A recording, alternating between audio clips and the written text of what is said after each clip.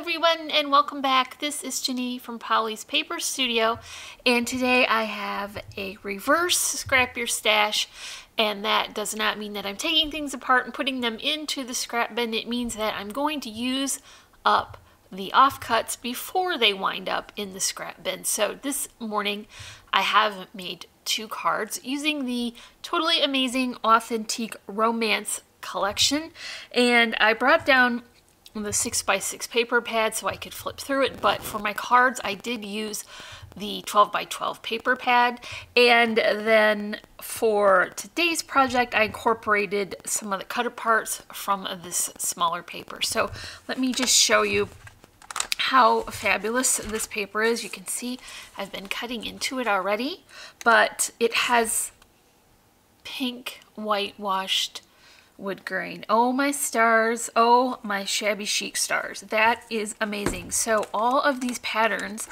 are vintagey and beautiful, and the cut aparts are just amazing.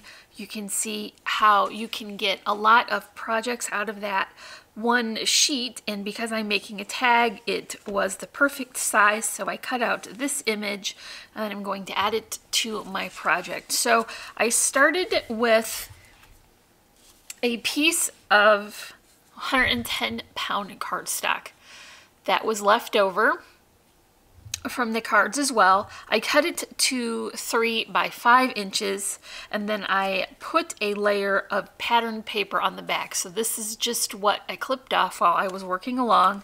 And then I want to create a border for the top layer, so I'm going to top this with this very sort of ballerina pink. It's very soft, and it will create a nice border. So I'm just going to clip that off. I didn't bring my glasses down, so hopefully I do an okay job of this.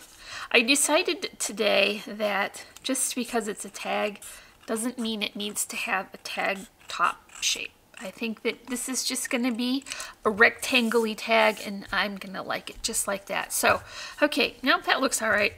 Here is the base, and then I took more of the 110-pound cardstock, and I covered it with this, which is once again cut from those cards I was working on, and I put some double-sided foam adhesive around, and I left just a little bit here because what I want to do is staple on the twine. So I'm just going to hold that in place there. This is the tiny attacher, and I'm gonna just use that to secure that natural chunky twine, and that will sandwich that twine between the layers so that it won't cause a lump. So let's assemble this tag, and I just have this cut within 1/8 of an inch so that I would get a nice border of that pink, which I think accents this particular pattern really nicely. You could use red as well. That is the beauty of this collection, is if you liked to go red for your cardstock, you could do that, or use pink.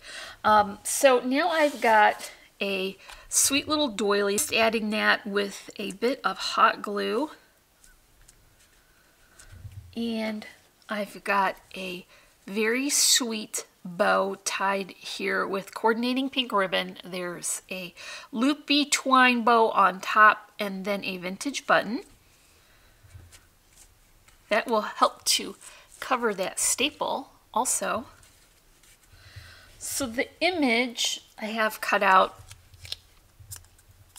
and I left the border on because I liked how that gave it a kind of a extra added detail. Then I popped that up on more of that foam tape so it would bring some dimension, and I'm just going to add that right here, slightly off center, because I want to leave room for my floral arrangement. Now this is leftover again from my project. I just had die cut quite a few of the leaves and the little hearts that were from the glitter cardstock. So I added those together to create a small little arrangement that will just kind of accent the bottom of this card. It's not going to cover too much of that image, so I kept it mostly anchored to the bottom and the left. Just gonna add that with a little bit of hot glue. If you would like to check out how and why I create my floral arrangements off project, I will leave a link in the description below so you can check that out. And that tag is done. Now tell me this is not better than having extra paper going. So I just want to show you the cards I mentioned earlier. This one is a 5 by 6.5 inch card. I'm using, like I said, the 12 by 12 paper pad for this because I wanted the larger images. And then also the die cut sentiment, that little stamp is from in that one as well. I've added the skeleton leaves and more of those die cut leaves, some loopy twine bows, and lots of flowers. And this one has a chevron striped twill bow and a little charm hanging from there and more of that vintage button. And this one is the square card that I created. This is 6 by 6 and it has many of the similar design elements as the first one. Of course, I've added the vintage buttons and an extra little clip. This one has another charm and it has many layers of foam to build up the spacers. So that is it for my projects with the romance collection, and especially my Don't Let It Be Scrap tag for you guys today. So I will leave links in the description below for this collection if you want to check that out. And if you enjoyed this video, make sure you give it a like, leave me a comment, and don't forget to subscribe. As always, I'm wishing you a happy and productive day, and I thank you so much for watching. Bye!